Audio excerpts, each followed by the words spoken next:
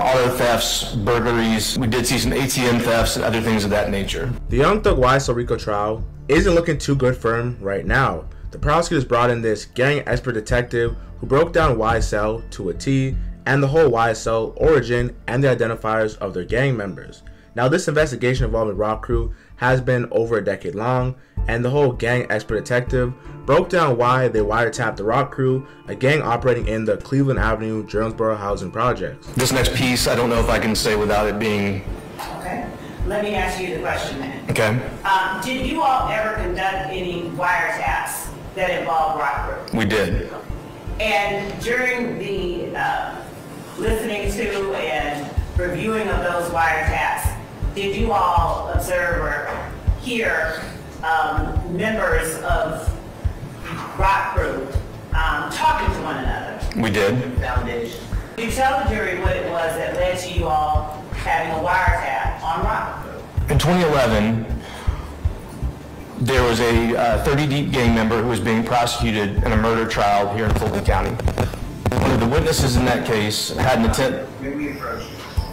This has nothing to do... Mr. Steele? Mr. Steele? Yeah. Don't do that. The gang expert further detailed the origin of YSL, what they wear, how they talk, and how they identify certain people as gang members. Infamously, they explained the meaning of SLAT, shout out to all my slimes, a name that is used interchangeably online.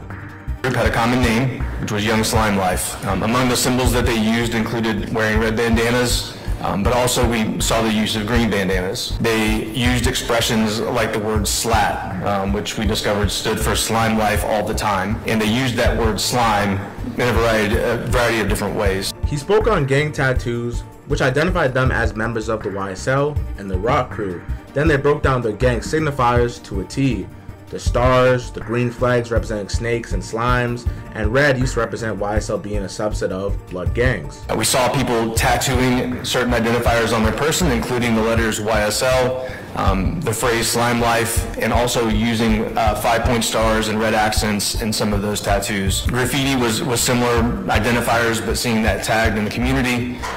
Their attire, again, using those gang flags or gang bandanas in red or green colors, and also custom clothing around the idea of slime. Animals like snakes and lizards, and essentially treacherous creatures, have always been indicators of YSL gang affiliation, and he spoke on how they have certain other aliases that YSL go by, such as Rock Crew or Rudy Gang.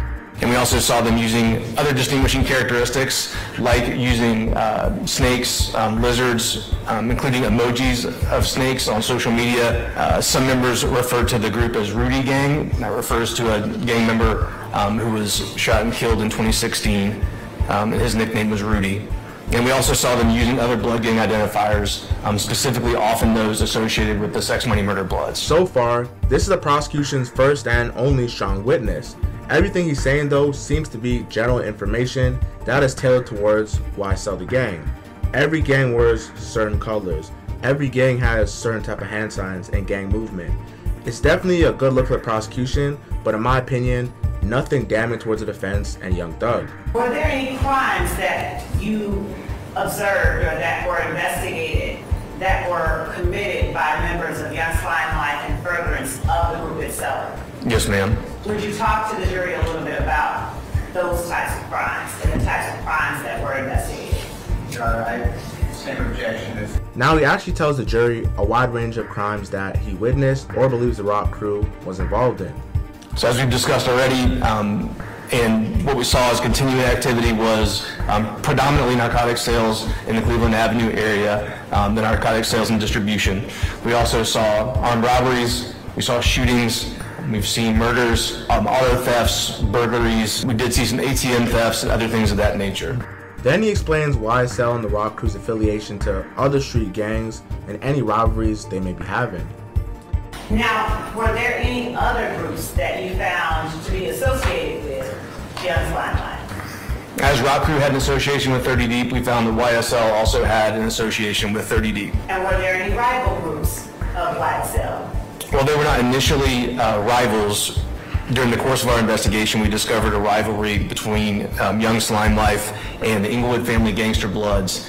There are three gangs in Atlanta that are associated with the Inglewood family gangster blood specifically. Those are ABG, which is Atlanta Blood Gang or Anybody Get It, the Haiti Gang, and also Bird Gang.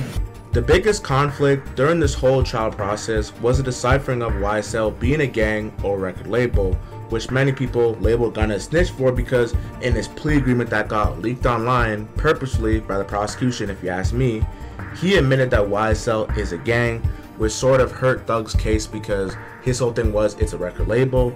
Well, the gang expert himself gave his opinion on the topic. So one thing we haven't discussed yet is what you now see on the screen, which we call the gang triangle. This is a graphical representation of what our gang investigations are seeking when we're investigating potential violations of our street gang acts.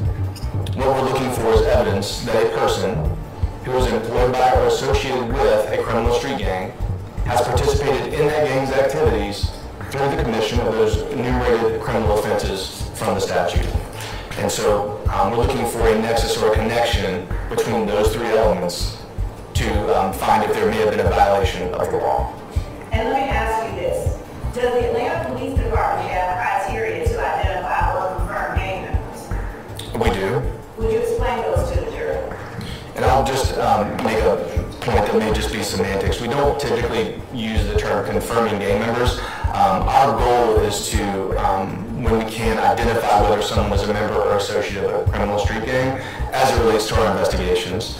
And so in order to help us do that, we use a 6 criteria system that was developed in California over 30 years ago, has been used since that time all around the country in this effort.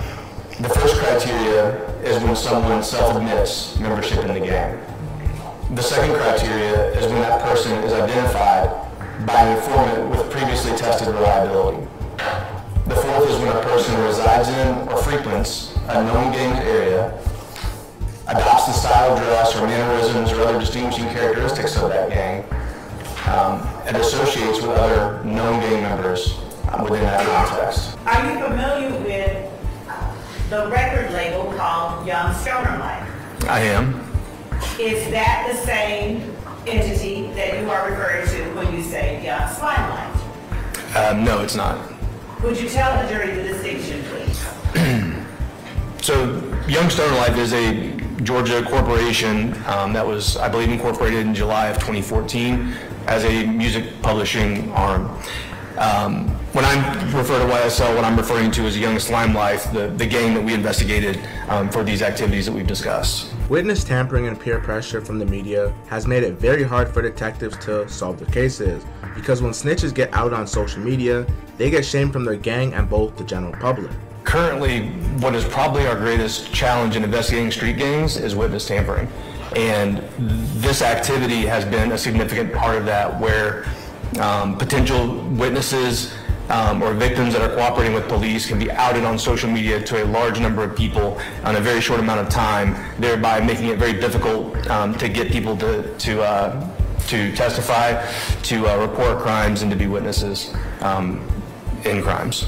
What was it that you observed or that law enforcement observed as it relates to the structure of Rock Crew shortly after these events? Well, essentially Rock Crew, as we had seen it, nearly disappeared from Cleveland Avenue. We didn't see that name in use anymore, and we didn't see the same activity centered around that set of identifiers happening on Cleveland Avenue. The detective breaks down when they started investigating the Rock Crew. 2013 and going into mid-2013, we started getting reports, 911 calls for service from a variety of people in the Cleveland Avenue area. From A surrogate competition clause. Overruled, Mr. Steele. Overruled, sir. We received calls from several of the schools in the area, as well as some parents in the area, and the general reporting. The biggest conflict during this trial was deciphering between YSL, Young Slime Life, being a gang, or YSL, Young Stoner Life, being a label, which many people labeled Gunna a snitch for because in his plea agreement that the prosecution leaked, he admitted that YSL was indeed a gang, and the expert gave his take on what he believed in. Department and you as a gang investigator consider Young Stoner Life to be the same as Young Slime Life? Through the course of our investigation, we did not view those two entities as being the same, no.